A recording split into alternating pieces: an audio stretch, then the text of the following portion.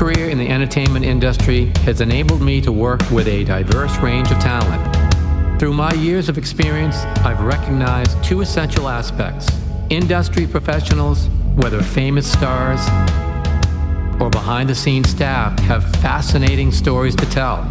Secondly, audiences are eager to listen to these stories, which offer a glimpse into their lives and the evolution of their life stories. This podcast aims to share these narratives, providing information on how they evolved into their chosen career.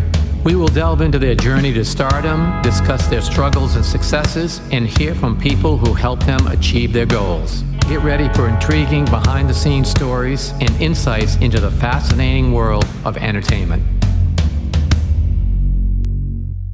Hi, I'm Tony Mantor. Welcome to Almost Live Nashville. Joining us today is Rufus Wainwright.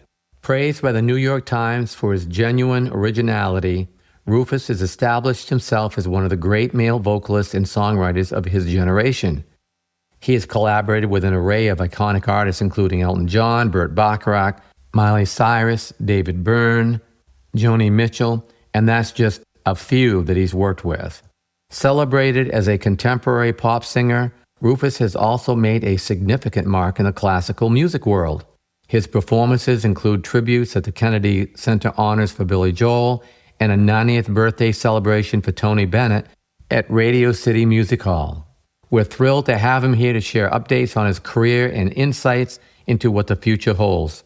Thanks for joining us today, Rufus. No problem. Well, it's my pleasure to have you here. So if you would, give us a little update on what you're currently up to.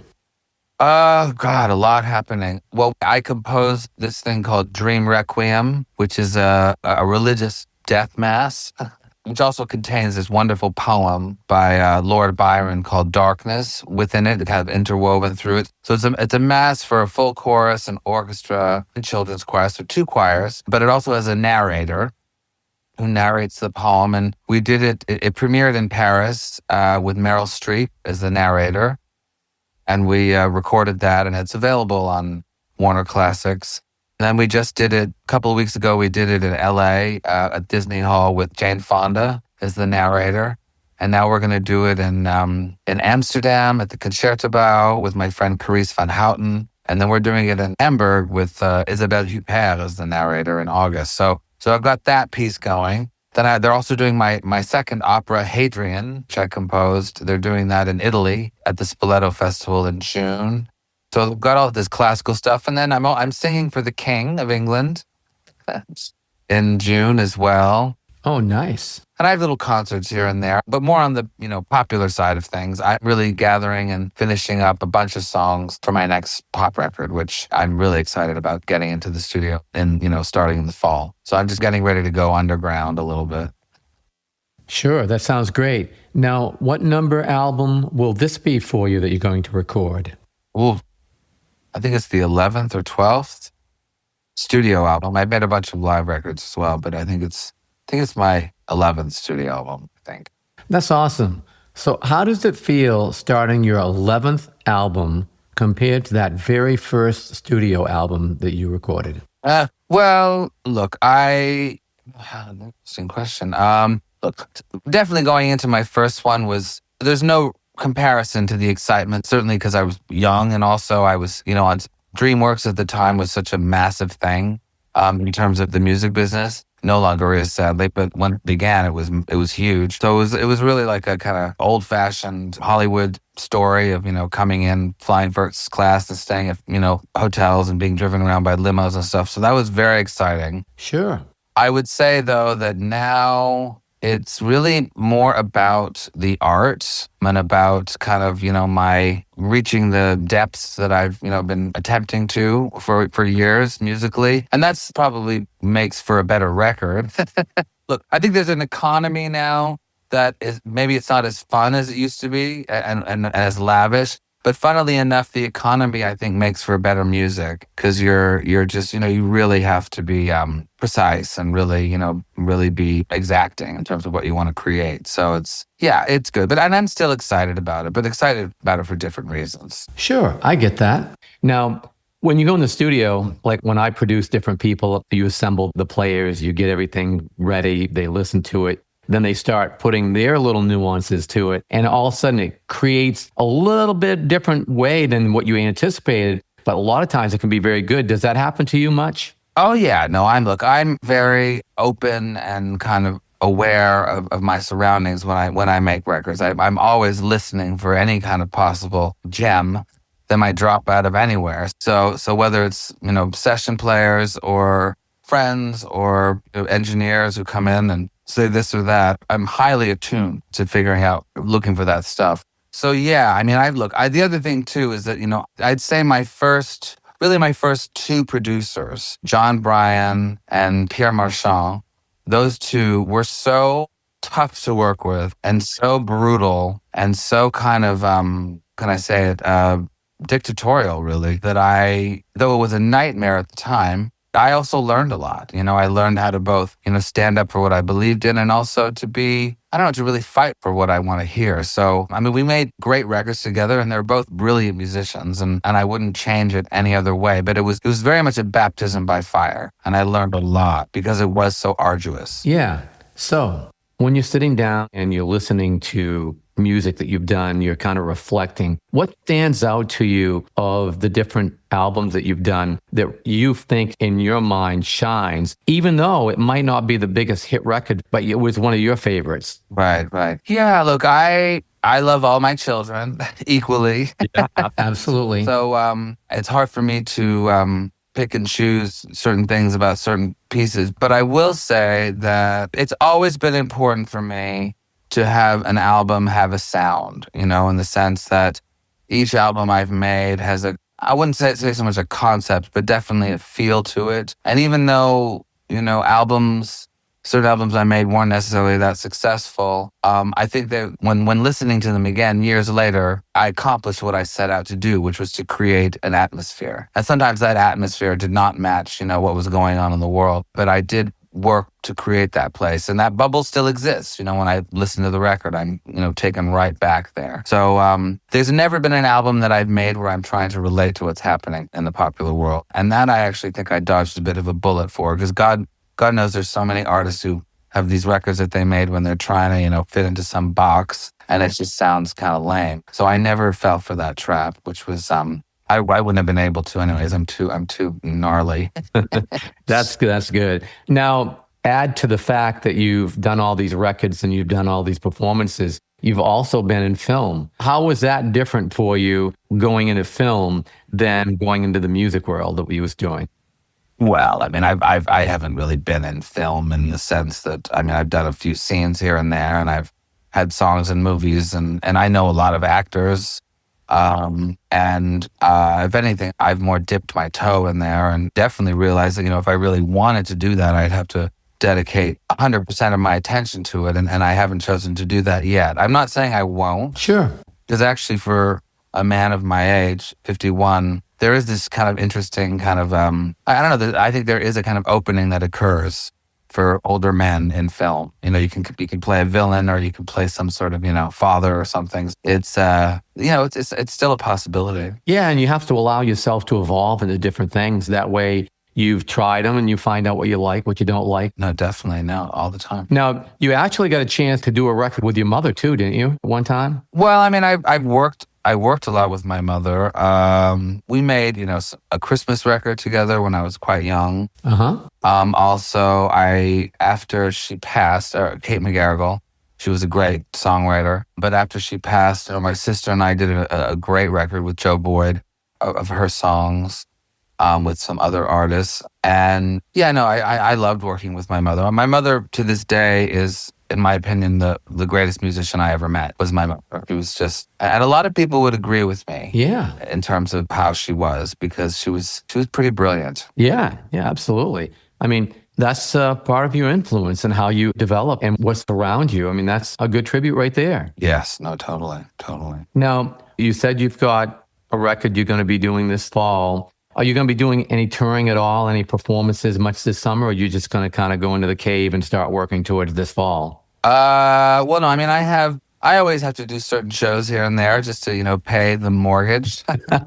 Or mortgages, I should say. Yeah. But no, I'm really aiming to go into the studio and do that. There are other things happening. I mean, next year and the year after, it's also the 20th anniversary of my Judy Garland shows that I did a long time ago. And so I'm going to be doing some shows around that. I've done an album that is going to be released of Kurt Weill songs. Okay. Big Kurt Weill fan. Yeah. I did that with the Pacific Jazz Orchestra. And then also I wrote this musical called Opening Night, which I'm not on the album, but that's a cast recording. So I'll be promoting that a bit. So yeah, no, there's never a dull moment. If anything, I crave for a little dullness. Yeah, I get that. Now, you've played Carnegie Hall and a lot of really great places. Yes. So how did that feel when you walk into Carnegie Hall? Yeah, I mean, look, I've done different things at Carnegie Hall over the years. The first performance I did was for a Tibet House show, and that was amazing. That was with David Bowie and Philip Glass and all these people many, many years ago. So that was a nice way to start. And then we did family shows. We did family Christmas shows there for years, which was incredible with Lou Reed and Cyndi Lauper and everybody. And then I did the Judy shows there. And then I also did, I think the concert that was most intense and most satisfying for me is I did this show there called All Days or Nights, Songs for Lulu. That was an album of me just at the piano after my mother died. And it's a very somber album. And it's just me and the piano singing. And I did that at Carnegie Hall. And that was intense to just be alone on stage playing the piano in that particular space. Absolutely. Now, you've been doing this for a while now. So when you go on stage and you look out at the audience, what does it look like now? Do you find yourself having a wide variety of ages because of the body of work that you've done over the years? Yeah, I mean, I have, I am now benefiting from longevity in the sense that I think a lot of my audience is actually getting younger. Okay. Finally, because a lot of the little kids who were brought up on my music are now, buying tickets. Yeah. And there's even some smaller kids because, the grandchildren are starting to appear. Because I also had, fans. I have some of my parents' fans. Yeah. Now some of their grandkids are coming to my shows. And because they would, I guess, presumably listen to my records at home. Right. And also, my version of Hallelujah was a big version for kids. Right. Because it was on the Shrek soundtrack. So those kids are now, in their 20s and they're coming to see my show. And so, yeah, it's evolving, which is nice. There was a section a few years ago where it seemed like it was just getting older and older and more decrepit and kind of, and so forth. But now there seems to be a rejuvenation, which is nice. Yeah. Not that I don't mind old people, because I'm an old person myself. Sure. There's nothing wrong with that at all. So the average fan that has followed you, they hear all the different music that you've done and everything. What can they expect? What do you think they see when they sit down and you go on stage and you start performing? What's their viewpoint, do you think? Well, I think a lot of people come to me because they also want to hear someone who really knows how to sing. Okay, yeah. In the sense that I think maybe this also has to do with my love of opera, is that, I've always focused heavily on like the technical ability of my voice. I mean, I admire so many singers, like people like Cat Power or Beth Orton or someone like, I don't know, people who can like sort of create these characters with their voice. Nick Cave, people like that. And it's fascinating and I'm very impressed by it. For me, it's more been about, what's the highest note I can hit and for how long. And I've really worked hard to train my voice into kind of, so it has a sort of athletic quality. So I think people like to hear that. And I've tried to do a bit of the same thing with my piano playing here and there. Right. To make it pretty challenging. So yeah, I guess the audience comes knowing that they will see something that I practiced a lot to do and that I'm not just sort of tossing it off. And that's, I just want it to be worth the price of admission, Absolutely. I mean, for the longest time, pop singers, they've taken the hit that they're out there for the flash, whereas people like yourself, jazz singers, all that, have taken that they have a more intellectual sound to it. Right. You find yourself getting that type of crowd to where they're really zoned in and listening to what you're doing. Yes. more intensely than they would like at a pop concert. Yeah, no, I mean, you can hear the drop of a pin at my shows. I mean, they're there to listen to the music and to, immerse themselves in what I'm trying to do, both artistically and technically on stage. But I also grew up in that tradition. I mean, both my parents were part of the folk rock tradition where it was about how well you could play your instrument and how agile you were with your singing and so forth, and how you could interpret a song in a really impressive way. When you have an audience that is that in tune with what you're doing, that must have a nice little feel to it within your comfort zone of what you're doing. Yeah, I know. It feels great. I mean, I can't complain. But it's also, I mean, I won't say that I've gotten used to it necessarily, because it's still, I am amazed at how happy I feel after I, get that kind of attention. But I also have come to expect it because, as I said, I work very hard and I practice a lot. And so if I go and they're not paying attention, it's like, I'll just get up and leave because it's just not worth the trouble. Unless they're paying me a lot of money. Yeah, I get it. So with everything that you've done, what's on the bucket list? What do you want to do that you might not done yet? Well, I mean, I'd like to make a French record. I grew up in Quebec and I speak French and I love to sing in French. So I'd love to make a French record. Has been on my bucket list for many, many years. My mother and aunt made some fantastic French records, so I'd like to continue that tradition. I'd also love to take a few more shots at the musical theater world. My first musical opening night, though the songs are great and we are releasing the cast recording, it wasn't a big hit, shall we say, in the West End of London, but that's the way it usually goes. So I'd like to take another crack at that with another piece. I'd also like to continue working with my family. I love to make a record with my sister, Martha Wainwright, because she's pretty amazing. And so stuff like that. Those are pretty good things. When you're just sitting around, taking a break, listening to different things, what makes you happy? I mean, what makes you sit back and either you're reflecting on different things and you can just look and say, with everything that I've done, things aren't bad at all. Well, look, I have a wonderful family, first of all. I mean, I have a great husband.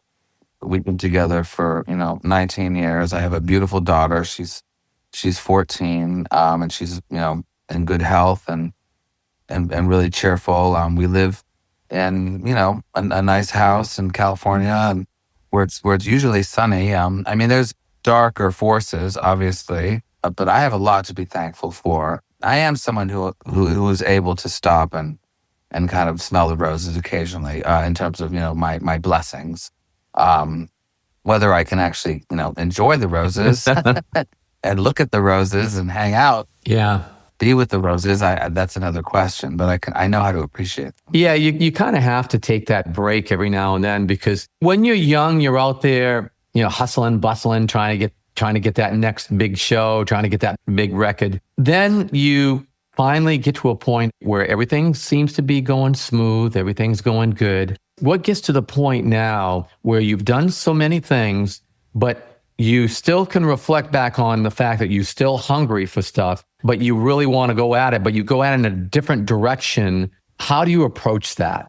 Well, I mean, you basically, for me, it has to be totally instinctual. And yes, there are certain philosophies or, ideas that I might want to, ponder and toy with. But in the end of the day, it's what my heart is telling me to do. And I mean, I've had so many experiences where I'll go into the studio and I'll be like, I need to write a pop song. I need to create something that's going to be popular and that's going to make me a lot of money. And then I do the song and it's this, operatic aria that is, completely never going to be played on the radio. So I think after a while, I just sort of surrendered to where my heart was taking me. So yeah, I think it's just an instinctual, animalistic urge that artistically you just have to follow. Do you feel? I know I've talked with different people and I've been around people, pretty much my whole life here in Nashville that have reached accolades and everything. Is there any time that you feel like you can look back and look at all your accomplishments, but yet you still feel like you've got more that you can do? Yes. I mean, not to be, I'm not going to say bitchy, but sort of a little bit, resentful, is that, I mean, there are times when I feel like financially I could have gotten more money, paid more for what I did and so forth, because I think that's only because, there are people I know in the industry, friends of mine who have been so successful that it's just mind boggling. And I do get a little bit jealous of that sometimes, and a little bit, grass is greener on the other side. True, but it's not always as good as what people think it is.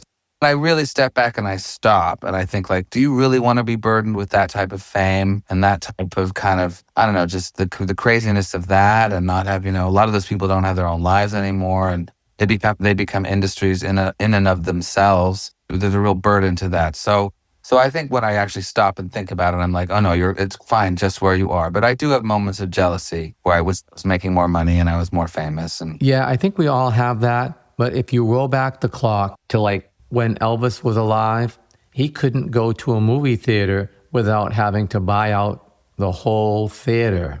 Yeah. Now you fast forward to 2025. Yeah. Now it's even worse for some of these bigger stars because you've got all the social media out there. Yes. Has that affected you, the social media? Yeah, I mean, I'm affected by it. You have to play the game. Yeah. It's annoying. By no means does it, dictate my career, but it has become a factor, and it is, I don't know, it's just here to stay. So at this point, you just have to accept it and work with it however you can. And look, I've made friends over social media. I've sold more tickets and so forth with the help of social media. So it's been helpful. But if I was to ever, really succumb to that fast lane of, just totally dedicating yourself to that world, I know I do think it's soulless. I do think it's evil, and I don't want to go anywhere. If I had my choice, I wouldn't go anywhere near it. But that's not a possibility anymore, sadly. Yeah, it's unfortunately, it's our life. We have to put things out there. Yeah. The more people see it, the more opportunity you have of doing other things. Yeah. So what would you like people to know about you and what you're doing that they might not know, to give them some insight so they'll check you out and follow you to see what you're doing in the future? Well, one of the reasons I'm going to sing for the King is that I'm doing the songs, the King of England, King Charles, is that he has this thing called the Royal Drawing Academy. So it's an art exhibit, and I actually have 2 drawings there that are being exhibited. Ever since COVID, I've really started up my drawing again. Nice. And I actually went to art school many, many years ago in Montreal. Okay. So that's sort of an aspect of my life which has become quite important. Sure. So yeah, visual arts, and I think, just being, I don't know. I mean, I think being a decent dad is really important. It is. Or it's something that I've worked very hard to do. And that isn't so easy when you're a touring musician. Absolutely. So there's that, and yeah, we'd have to sort of save the planet as well. Yeah, that's true. I mean, I can definitely appreciate what you just said, because when I was a recording, singing songwriter and I was on tour, I was working with Gary Paxton, which was the lead singer of the Argyles.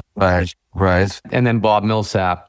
They offered me the opportunity to come here in Nashville and get into doing what they were doing, which was production development. So one thing they said, well, you can get off the road. You don't have to kill yourself. The one thing that made me do that, Gary walked in the studio one time and we were doing a session, and one of the session players came up to him and said, man, I saw your son yesterday.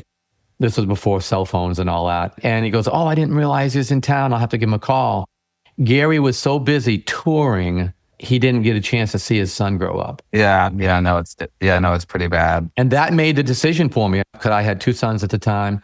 And I'm going, I'm going to be able to go to their soccer games, their baseball games. So I moved here so I didn't have to be on the road all the time. So I can appreciate what you just said. Yes, no, very much so. Very much so. You can be on the road, you can do everything you're doing, but when it comes right down to the brass tacks of it all, family is it. Yeah, no, totally. Luckily for me, I'm fortunate because a lot of they perform music, so I can also do shows with them and stuff. So we can kind of do a little bit of both. But yes, being a dad requires you to be at home. Yeah. The beauty of it now, I get to see my kids and my grandkids now playing soccer and softball and all that, and it's just, you can't beat it. You can't beat it now. Yeah. Well, this has been great. I really appreciate you taking the time to come on. Oh, no problem. This is great. Thanks for having me. Oh, it's been my pleasure. Wonderful. Well, thank you so much. Thanks again.